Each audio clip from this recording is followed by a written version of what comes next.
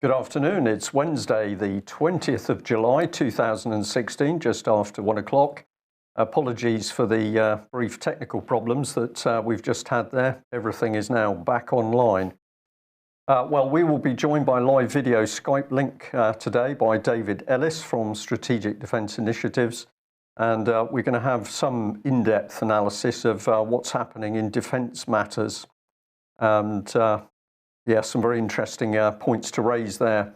Weather at the moment, still very hot, overcast in Plymouth, and people around the country saying that they've managed to survive those high temperatures. And of course, we just remind people that such is the power of control of local authorities now that no young children were allowed in the sunshine in Plymouth yesterday. Indeed, between 1 o'clock, between 11 o'clock in the morning and 3 o'clock in the afternoon, they had to stay in for the lunch break because apparently too hot. Too hot. So you need to listen out for those emergency broadcasts by your local authority because they will now tell you if it is safe for your children to play outside. Not 1984, Britain 2016 under Theresa May. Well, the good news is that the BBC has installed its massive new propaganda machine in Plymouth, and this is reported in the local Plymouth Herald newspaper. We've even got royalty visiting, Camilla here, trying on some headphones for the first time. And apparently this is a multi-million-pound southwest headquarters to serve the region and the region's community with news. Let's have a look at the sort of things the paper's saying. It's multi-million-pound investment. It represents the largest building project and technical installation outside of London. So this is equivalent to London. It signifies our continuing commitment to regional and local broadcasting and to the communities we serve. This is the same BBC, of course, that pushes out the propaganda. I'm proud that BBC Southwest continues to offer the best in public service broadcasting. I'm proud of our programmes, our journalism, our ability to connect communities together in times of crisis and celebration. We'd just like to remind people this is the same BBC that boasts of a charity called BBC Media Action that actively states it's been helping to destabilise Syria and Kazakhstan, and it's the same BBC that's been encouraging Iranian women to break the law by not wearing the hijab. So a few million of a 3.65 billion budget, of course, represents absolutely nothing. But fascinating that the royal family's called in to help the propaganda machine along. So Patrick has already been there to use the facility for RT and said it was actually better than the studios. Better than the studios in London. So maybe this is getting ready for trouble in London. Who knows what's going to happen? We've been receiving some very interesting reports suggesting that CCTV was going to be taken down in the Westminster area of London. We understand for refurbishment and a new company to take over the contracts. Whether that's going to be upgraded high definition CCTV installed with full facial recognition, we're not sure. But of course, the other possibility is there will be a CCTV outage, which would be very convenient were there to be any unfortunate terrorist incidents. So if anybody's got more information on that, we'd like to know. We don't anticipate that the BBC will be reporting. So Trident is to be renewed. Theresa May saying, well, according to a few headlines suggesting that Theresa May saying she would kill hundreds of thousands of men, women and children with a nuclear bomb. Some people reporting that having been asked the question, is she personally prepared to authorize a nuclear strike that can kill 100,000 innocent men, women and children, that she responded with one word, which was yes. In fact, what she said was yes, and I have to say that to the honourable gentleman, the whole point of a deterrent is that our enemies need to know that we should be prepared to use it. We would be prepared to use it, unlike some suggestions that we could have a deterrent but not actually be willing to use it, which seem to come from the Labour Party front bench. Now, it's interesting that this is the first time, as I understand it, that any sitting MP, has actually given such a statement. They've normally hedged their bets, or they've made no comment when asked that question. So this is the first time we've had an outright yes answer to this. So I wonder why that is. Is she feeling that as a woman she has to be making a more forceful statement than would otherwise be necessary, do you think? It could be that, Mike, but I think there's an awful lot going on in the background, because, of course, we got the whole process of the renewal of the nuclear deterrent. We've got moves to integrate British and American defence industry that could hang together nicely around deterrent. I'm sure Dave Ellis will take us through a bit more of that in just a moment. But we've now got comments that Britain should be reinforcing NATO, spending more on defence, still working with the EU. There's a huge melting pot of issues around defence. So what is being played out here is not clear. And of course, one of the reasons for that is there is absolutely no proper debate in Westminster so that the public is informed on what these policies are. And we're going to have a glimpse at where the policies are coming from in a minute. Yes, because yesterday's debate was generally pretty poor. But anyway, here's Michael Fallon saying MPs on all sides have voted for by an overwhelming margin to renew our nuclear deterrent. We will now get on with building the next generation of nuclear submarines to help keep the nation and our allies safe for decades to come. So Dave, that comment from Fallon, first of all, who's going to get the contracts to build these nuclear submarines? There's the key question, the question that was all totally absent from the Houses of Parliament. Yes, well, it's a Lockheed system, and predominantly Lockheed, predominantly Lockheed all round. There's a percentage of it that's BAE, but the lion's share is Lockheed, and this is the key point in terms of the money flows and the industrial flows and the policy flows here as to actually what's going on. And this is totally absent in Parliament. Not the main gate debate, which is what this was. They'd chosen to sort of redesignate it. So it's ironic that Theresa May has chosen to open up with her first statement in the House with this, and yes, she would press the button. So guys, everyone, get your factor 3 million suntan cream ready. Never mind about Plymouth Council worried about your kids going out in the sunshine. This is the direction we're going. So it was principally an open checkbook arrangement. There was no quantification to costs. So this is purely, this is over the term of the expected term of the Trident submarines, and the new generation of subs and the new generations of weapons, of course. It's been bantered around that this will be in excess of £200 billion sterling. So it'll probably be worse than that by the time we've converted it into dollars. It'll probably be more. The majority of the debate was hinged across Russia, but using them as a catalyst to sort of justify it. But really, what should have been debated in terms of we're going to spend a huge amount of money with Lockheed here and what actually that means. So the only things of substance that were worthy of note were, although Mr. Corbyn tried to talk about disarm, well, they have disarmed the boats considerably from their original envelope. So we've got eight missiles which are leased from Lockheed, and we've now got the company managing the production at Aldermaston is an American company. Although the Aldermaston facility is still British government, it's actually managed by an American company. So the only thing that was really of substance was Crispin Blunt had some interesting stuff to say on terms of detection and what would happen over that period of the system, and processing capability, algorithmic capability to then, see these things by wave analysis, and I expect that will be the case. Those things have already been initiated some 5 or 10 years ago, let alone the drone capability and all the rest of it. So, really, is this thing a redundant system? Possibly, considering the stakes that are involved if anybody actually wanted to use it. What would be the likelihood? So, it seems to me, in my opinion, that it seems to be okay to use nukes at sea. So that's sort of telling you really what the sort of risks are with this. If they pop a hatch and want to fire it in anger, and everybody's saying about them they're not detectable, well, let's ask one question. Do Lockheed know where they are? And if that's the case, will they be susceptible to hacking, or whether they're designated patrol zones? People can work this sort of stuff out. So that's that. So the new nuclear front on closed looping the industry here. So the new system will come in conjoined with new nukes.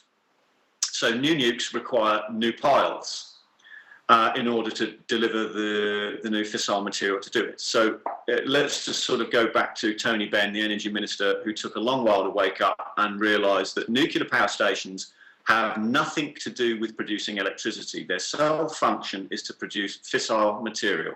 They actually, over their cycle, consume electricity. So the new power stations that we're going to see, so, they're not power stations, they are processing plants for FISMAT, will be in conjunction with EDF and China, so French and Chinese. So, why are the Chinese involved with this? We're not going to be producing our own material like we used to do. That's going to be external. So then we see that Lockheed, on their recruitment site, are looking for nuclear engineers and training engineers to go into these power plants in order to close loop. So if anybody's saying to me about what are you talking about new nukes, I'm referring to a conversation I had with Lord Boris.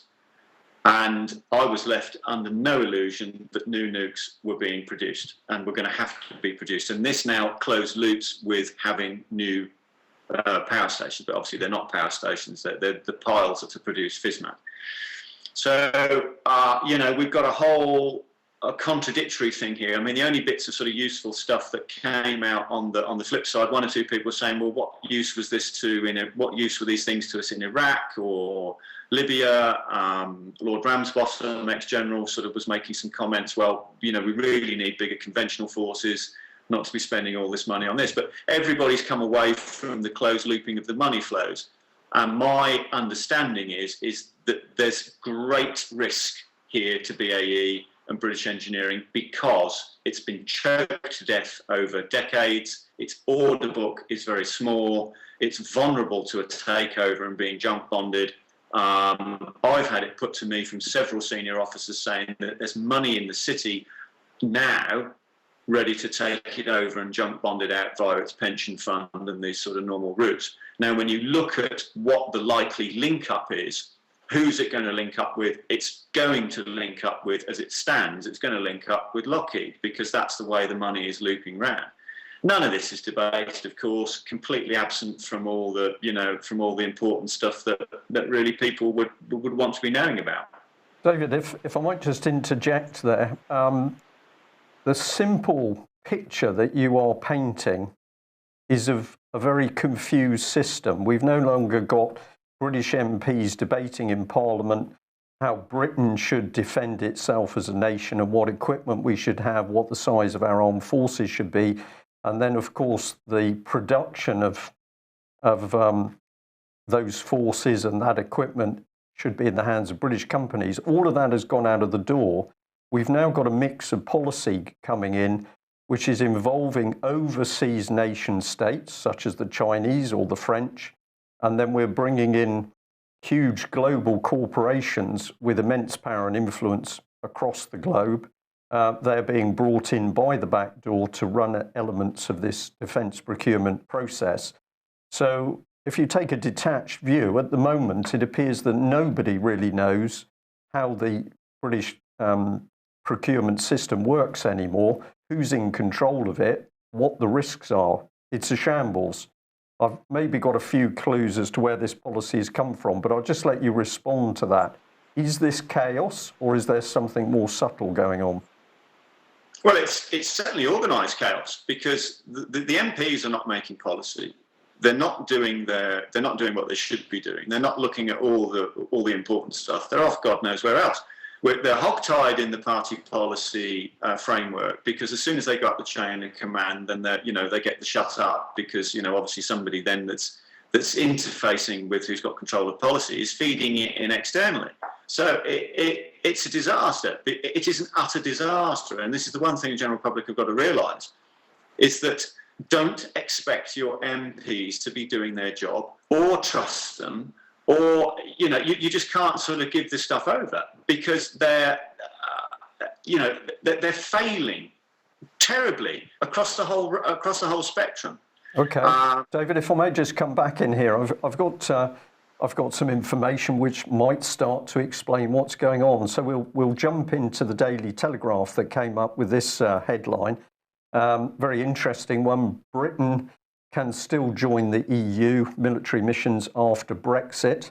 And in the article, there is brief mention of policy exchange. We'll come on to them in a minute, but let's have a look at what the article said. In a nutshell, Britain should increase defence spending. We should block an EU army to protect Britain as a world power. We should be building a close relationship with Berlin in order to avoid undermining NATO as Germany and America move closer as military allies, and that UK should become more active in NATO post-Brexit. It also said that we should be spending over 2%. So just remember what's being stated there, all of those things which you're led to believe is official British defence policy. In the article, of course, we got Mr. Fallon. He says, of course, we won't be members of the EU, but we will certainly have a national interest in the success of those EU missions. And he goes on to say, I don't see the British interest in those missions diminishing. So we're Brexit, but we're not quite Brexit, Mike. That's the first thing to understand. So now let's look at what's going on. Well, bring in this organisation, Policy Exchange. This is actually the organisation making the statements, not the British government. So we're going to cozy up to Germany and NATO. We're going to oppose the EU army. We're also going to create a vision for the new EU. I found that interesting. We're leaving it, but apparently Britain is going to create the vision for the new EU. So I thought we'd ask, who are these people? Well, they're very powerful because they boast that they have been able to shape policy in Britain for the last 10 years. And we'll now say who voted for these people. Where did they come from? Well, we have to come back to Francis Maude, because in 2001, Francis Maude MP and Archie Norman set up a new project to transform Westminster. Now that, to me, Mike, seems to have a constitutional sound about it. Two MPs decide they're going to change our constitution. And they wanted to create a different kind of organisation. And where did that lead us to? Well, they set up Sea Change for the Conservative Party, and they also set up Policy Exchange. So the Daily Telegraph being totally disingenuous by presenting information as if it's coming from the government. No, it's coming from a think tank, but created by the Conservative Party in the first place. Does that help you at all, David, or does that confuse the situation still further? Well, it certainly doesn't confuse me, but it would potentially confuse anybody that read it, because you've got clearly deliberately contradictory stuff in that article. But what you can see, if you're prepared to stand back and on your heels and look at it, is you've got a group here that have circumvented MPs' responsibilities and Parliament to have policy made by an external, unelected group. So what you've got here is that any notion of democracy, as Dr. Paul Craig Roberts says in Britain and America, he's quite right. It's dead. It's dead, dying. We're on the last gasping breath because the MPs are not making policy. Now, why are they in politics? Well, surely they got into politics to make policy and represent. But no, what do we find? We just find them implementing stuff that's generated from elsewhere. Well, they're there for a good time, David. They're there for the drink in the Westminster bars. They're there for a little line of coke in the toilets, has been reported, or they're watching pornography, or some of them are interfering with children. At the end of the day, they're puppets. So we have these arm's length organisations making political policy. And we have the press and the media simply lying to the British public, pretending that this stuff is coming out of a democratic process in Westminster. This is treason in front of our eyes.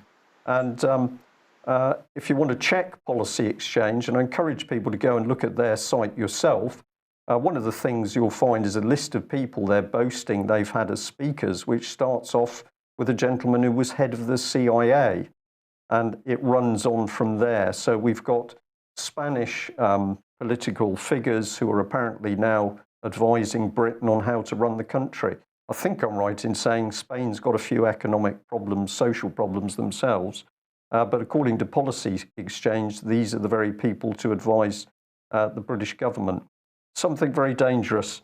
Is it better with Boris, perchance? Good question. Poor old Boris. So Boris was meeting with John Kerry yesterday, and they held a press conference afterwards. They asked for some questions from the press, and certain media people from the United States decided to have a dig at Boris about some of his past comments,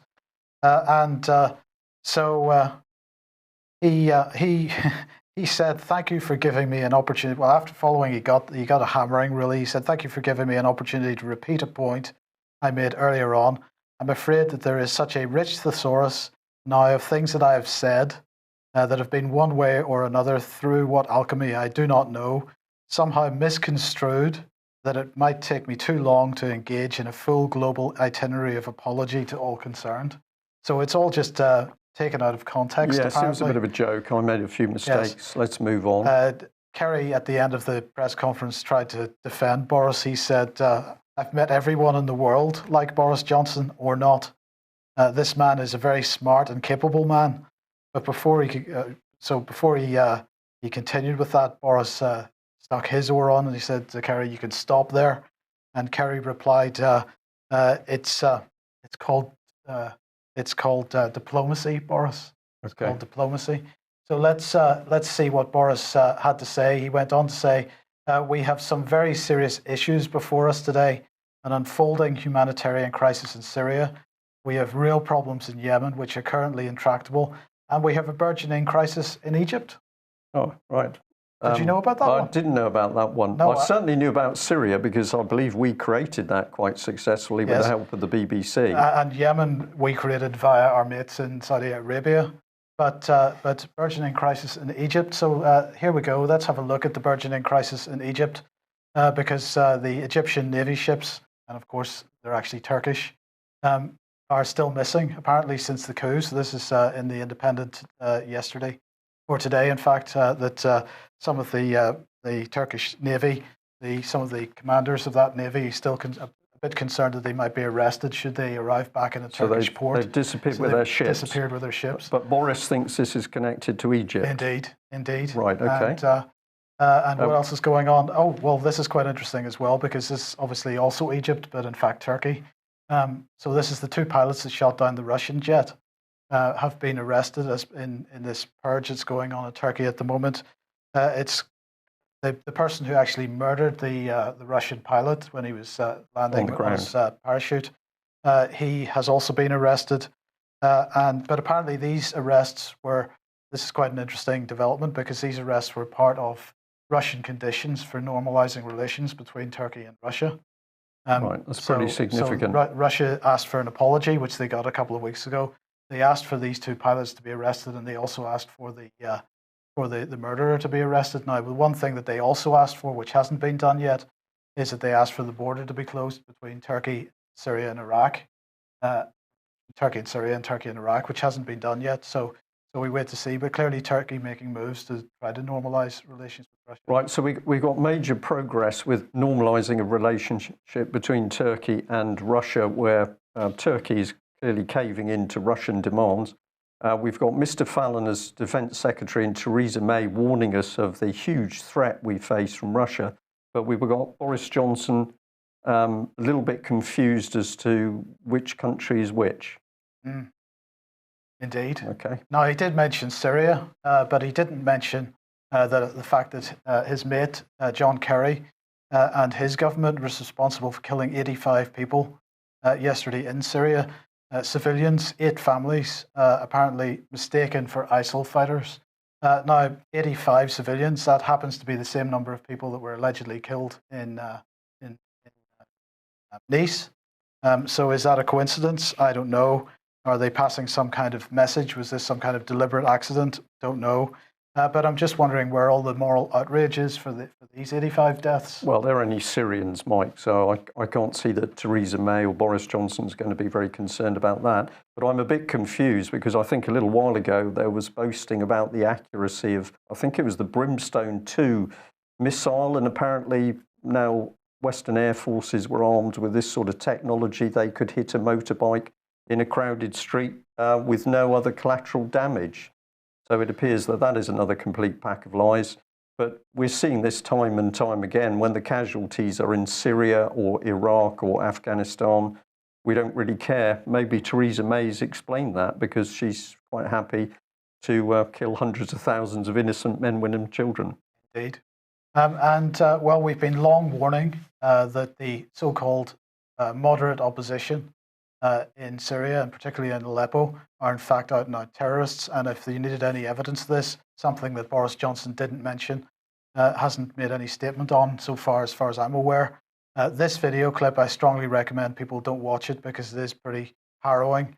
As it says in the headline here, harrowing clip captured US-backed Syrian militants beheading boy 11 for being a spy. UK-backed. Sorry, UK-backed Syrian. Yes, indeed. So this is the Nur al-Din al-Zenki group, and these guys are involved in the Syrian civil war. They are in eastern Aleppo, where all the so-called moderates are. They're part of the Syrian Revolutionary Command Council, and they are supported by the UK and the US. And in fact, they received US-made BGM-71 TOW anti-tank missiles from the United States in the past. So we're not arming terrorists at all, Brian. No, just as David Cameron and William Hague didn't laugh and cackle that they were providing, I think it was $200 million to terrorists in Libya. So, yeah. So the question was, is Boris going to make a good foreign secretary? Well, maybe we get a clue with who they've placed beneath him. So here we are, Alan Duncan, the Right Honourable Sir Alan Duncan, KPMG MP, Minister of State for Europe and the Americas. He has responsibility for the Americas, including Cuba, Europe, including all parts of the former Soviet Union, NATO and European security, defence and international security, the Falklands, the polar regions. He's responsible for migration, for protocol, for human resources, for the OSCE and the Council for Europe. He's also responsible for relations between the Foreign Office and Parliament. He's responsible for Foreign and Commonwealth Office finance, and he's responsible for Foreign and Commonwealth Office information and technology. Well, this is obviously a highly capable man, Mike, who's capable of doing. Indeed, he is doing everything. So, well, he's not because his colleague then, Minister of State for the Commonwealth and the UN, the Right Honourable Baroness Annalie of St John's, DBE. She's Minister of State, as I say, for the Commonwealth and the UN. She's responsible for all foreign and Commonwealth business in the Lords. She's responsible for the Commonwealth as an institution, overseas territories, excluding the Falklands, because that's Alan Johnson's remit, SBAs and Gibraltar. She's responsible for the Caribbean, human rights, apparently. She's responsible for the United Nations, international organizations, peacekeeping, and the International Criminal Court. She's responsible for climate change. And I've always wondered who was responsible for climate change. But anyway, she's also responsible for international energy security policy. Wow. Well, another tremendously capable woman. So we've got deities now, political deities, the power of gods in a man or a woman apparently running everything. I feel reassured, Mike. David, is there anything left for Boris to do? God knows, stand up and flick his hair. I mean, these people have portfolios that are just frankly breathtaking. It's just not possible to do that amount, to cover that amount of stuff. It's just bonkers. No. Yeah. Right. So we've got a chaotic situation with defence. We've now got to the subject of parliamentary responsibilities, which has led to the word bonkers. What we can actually start to see now is what the foreign financial ambassador, Austrian ambassador, said that basically Britain was to be reduced to Little Britain. And this is exactly what they meant. We are now witnessing the cartoon-style breakdown of UK. And of course, the little heads up of the closure of those CCTV cameras in Westminster has also been accompanied by the fact that we understand senior levels of the police in London are expecting major trouble on the street. So we've got chaos during August. We've got chaos politically. People have no idea what's in the country, different messages, and the undertone is this is moving us towards getting that violence on the street situation, where if we, the British public, allow that to happen, of course, in will come the Civil Contingencies Act. We will then see particularly reserve troops on the streets, and this will simply mirror the situation in France at the moment. So we're moving into very, very dangerous territory. And I really don't get any satisfaction in saying that, of course, the UK column has been warning that this was the route for several years now. But let's have a look at. Sorry, you happy there? Yep. Let's have a look at what the Telegraph says about Brexit. I nearly had my hand on the wrong button then, presumably the nuclear button. Well, you won't read the text, so we'll just bring it up on screen here. It says Article 50 gives any EU member the right to quit.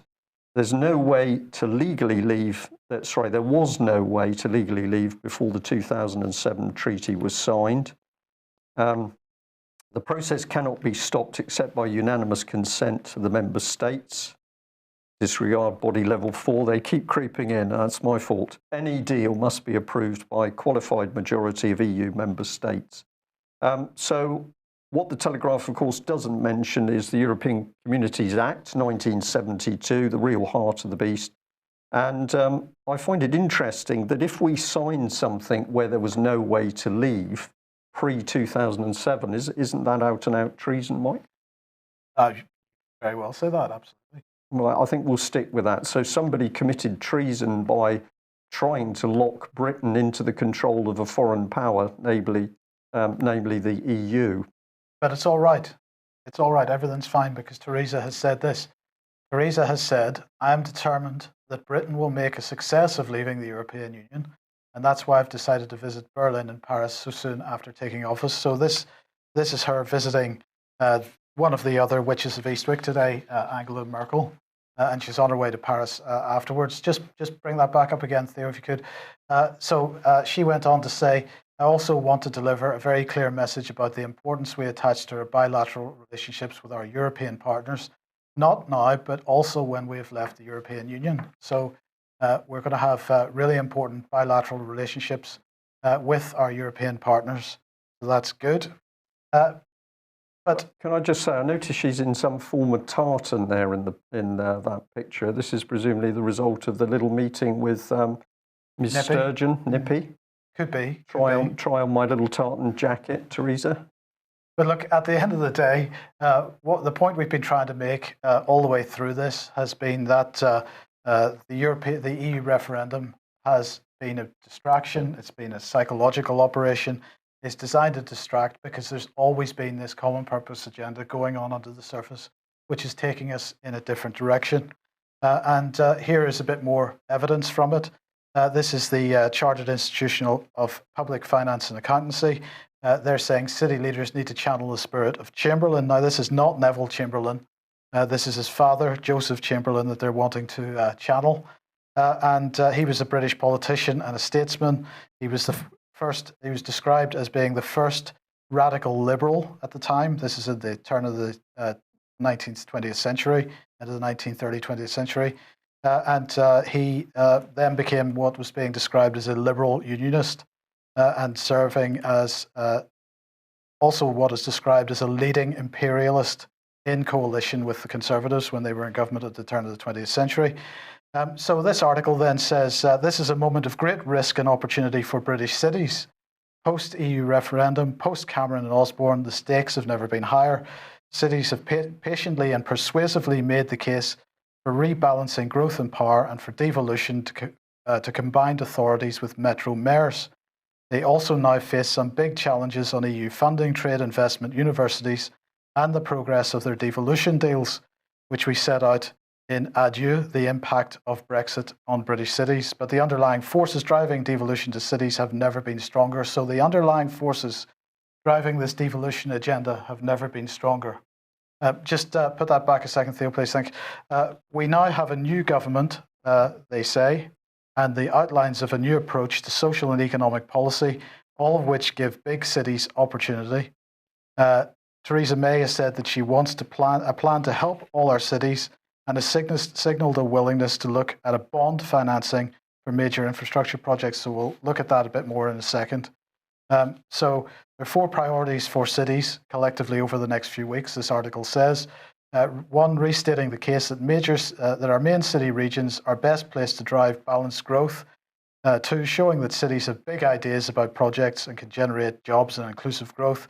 3, demonstrating that the city region structures that have been developed over the past few years have the capability and capacity to deliver both their existing strategies and major new projects, and so on. And at the heart of this is the replacement of democracy. We've already seen that in your discussion about policy exchange. This is all being driven in at every level of society, not just at top level government, but at the city level, at the regional level. Yeah, so city-states, but of course London was designated to be a region, something more special than that. And of course that is why London has been specifically targeted by this callous use of migration in order to change the political spectrum. It's very clear what's going on. So, but if you have a city-state or a unitary authority, a regional assembly, you need to finance it somehow. And of course, central government isn't financing these city-states as they would like at the moment. And of course, this is deliberate policy. So here we have the Financial Times reporting the multi-billion-pound municipal bond market. So this is how they intend to finance this new structure of government.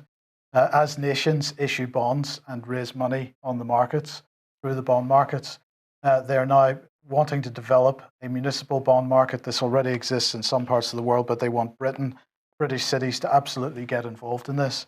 And the previous article was hinting at that. This Financial Times article confirms that absolutely a key part of the infrastructure for city-states. Forget this right in my mind. What we're talking about is encouraging lower levels of government to get involved in the money, directly involved in the money market. Absolutely. Right, and yet we've had a few years ago local authorities investing in overseas banks where they thought they could get a higher interest rate, and they then lost.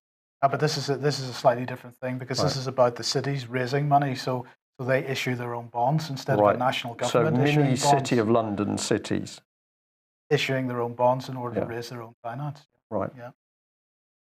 Okay, financial news then. Also sticking with the Financial Times, because this is PIMCO. Now, PIMCO is one of these companies that perhaps many people haven't heard of. It is the Pacific Investment Management Company, $2 trillion or so in funds under management, and they they buy government bonds. And maybe perhaps in the future they'll be buying city bonds. But this company is described as a thought leader in financial markets. This is the type of company that if a government has a policy which they feel would affect the value of bonds, then PIMCO would be the type of company that has the power to come along to the government and say, sort out your policy or we're going to bankrupt you. This is the level of organization that PIMCO is. They have stolen the Manny Roman, who was the chief executive of Man Group, because they are obviously suffering at the moment with the current situation regarding interest rates and bonds and so on. They've taken him from Man Group, another huge hedge fund, and so we watch with interest what the impacts of that will be. But I just really wanted to highlight this story in order to highlight PIMCO, because I'm sure many people aren't aware of them. And then this is quite an interesting little story, because bank bail-ins have been a topic of discussion over the last period of time. And this is the European Court of Justice basically saying that they believe that the bank bail-in policy is a legal policy. So this was challenged in the European Court of Justice. Many people surprised that the ECJ decided to uphold this as a legal policy. But they also say that, of course, that there's no real requirement for genuine investors, savings accounts to be hammered. But well, that remains. Okay. Well, David, perhaps we should give you right for a little bit of comment on any or all of that. Well, you've got a bit of a new game creeping in here, haven't you? The government stock thing has gone badly wrong. Government guilt and the ability for governments to borrow money and leverage money, which they've obviously got to the point where they can't go any further. So this is a new idea, new concept. Let's keep the money flowing, imaginary money, via stocks from cities or conglomerate unitary authorities. So once you get to that degree, what we're now taking is the further step democratically. And those that will issue and control the money will care not for the politicians or the lawmakers, and that's essentially where the variance is with this. So we've then got the interface problem of the people then that control the policy care not for the MPs. So this is where we are. This is where we are now, and this ever creeping thing of cities is, I think, is just a ploy, because we financially, globally, well, 3/4 of the globe have leveraged money and quantitative ease to such a degree where the game is now up and they cannot continue. Yeah. Well, they can continue. You can continue if you've got perhaps operational aircraft carriers, but other than that, that's the only way of underwriting it.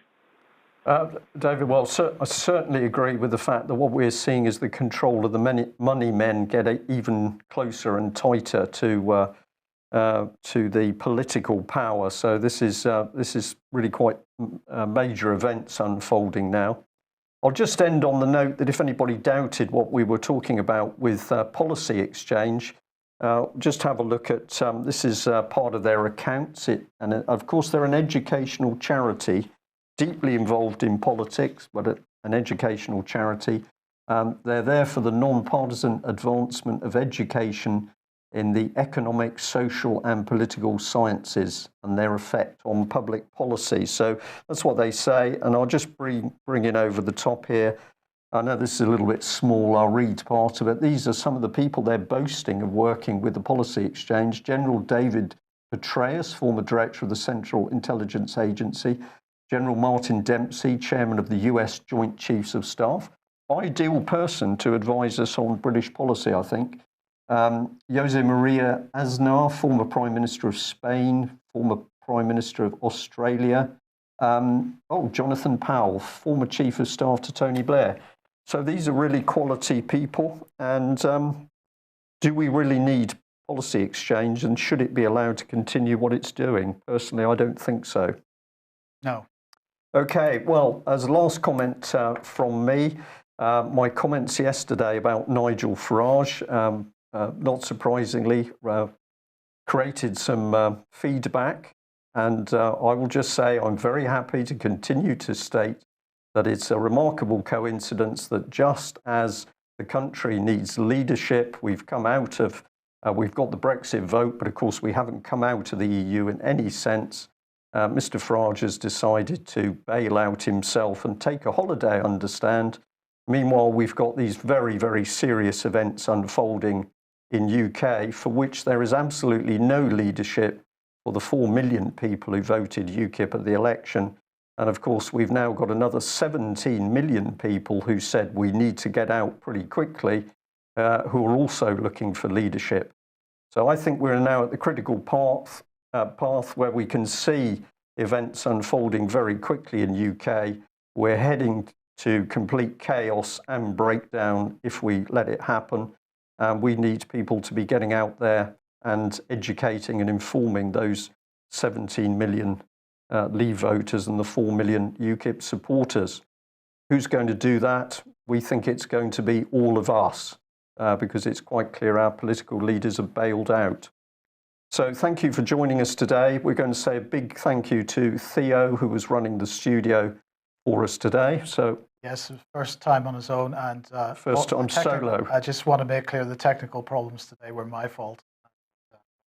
Okay, thank you for that, Mike. So well done, Theo. Thank you all for joining us, and we'll be back at the same time tomorrow. Bye-bye.